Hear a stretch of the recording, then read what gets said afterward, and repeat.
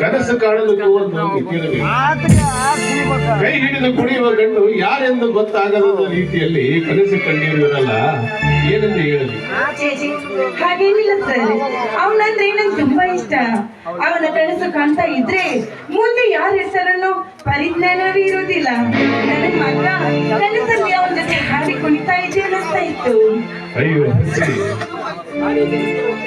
ಈ ರೀತಿ ಹಗಲ ಕನಸು ಕಂಡರೆ ಕಾಮಕರ ಕಣ್ಣಿಗೆ ಬಲಿಯಾಗುತ್ತೀಯ, ನೋಡೋಕೆ ಸುಂದರವಾಗಿದ್ದೀಯ.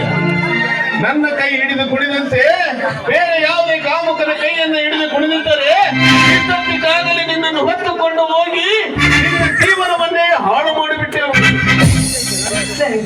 ನೀವು ಹೇಳಿದಂತೆ ಅವನು ನನ್ನ ಕೊರಳಿಗೆ ತಾಳಿ ಕಟ್ಬೇಕಂದ್ರೆ ಯಾವಾಗ ನೋಡಿದ್ರು ಬರೀ ಅವ್ರ ಅಣ್ಣನ ಬಗ್ಗೆನೇ ಹೇಳ್ತಾ ಇರ್ತಾನೆ.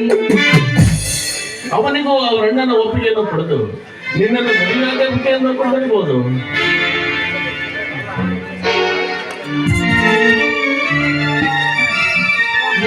ನೀನು ಬಂದು ಬಹಳ ಹೊತ್ತಾಯ್ತಾ?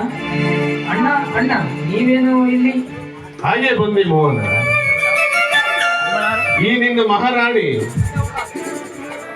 ನನ್ನನ್ನೇ ನೀನೆಂದು ತಿಳಿದು ನನ್ನ ಕೈ ಹಿಡಿದು ಕುಣಿದಾಡಿದಲ್ಲಪ್ಪ. ಅಲ್ಲೋ ಮೋಹನ, ನಿನ್ನ ಬಗ್ಗೆ ಇಷ್ಟೊಂದು ಪ್ರೀತಿಯನ್ನು ಇಟ್ಟುಕೊಂಡಿರುವಳ ಬಗ್ಗೆ ಒಂದು ದಿನವಾದರೂ ನನಗೆ ಹೇಳಲಿಲ್ಲವಲ್ಲಪ್ಪ. ನಿಮಗೆ ತಿಳಿಸಬೇಕೆಂದು ಮಾಡಿದ್ದೆ ಅಣ್ಣ, ಭಯದಿಂದ ಸುಮ್ಮನೆ ಇದೆ.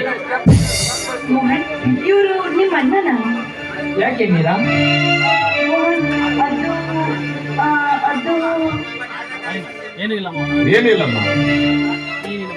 ಮುಂದಿನ ದಿನಗಳಲ್ಲಿ ಇವನ ಬಗ್ಗೆ, ಇವನ ಪ್ರೀತಿಯ ಬಗ್ಗೆ ಮಾತನಾಡಿ ಇವನ ಮದುವೆಯನ್ನ ಮಾಡಿಸುತ್ತೇನೆ. ಪ್ರೀತಿ ಮಾಡಬಾರದು, ಮಾಡಿದರೆ ಜಗಕ್ಕೆ ಹೆದರಬಾರದು ಎಂದು ಕ್ರೇಜಿ ಸ್ಟಾರ್ ರವಿಚಂದ್ರನ್ ಹೇಳಿಲ್ಲವೇ? ನಿನ್ನ ಈ ಮಹಾರಾಣಿಯೊಂದಿಗೆ ಮಾತನಾಡಿಕೊಂಡು ಬೇಗನೆ ಬಂದು ಬಿಡಪ್ಪ ಮನೆಗೆ.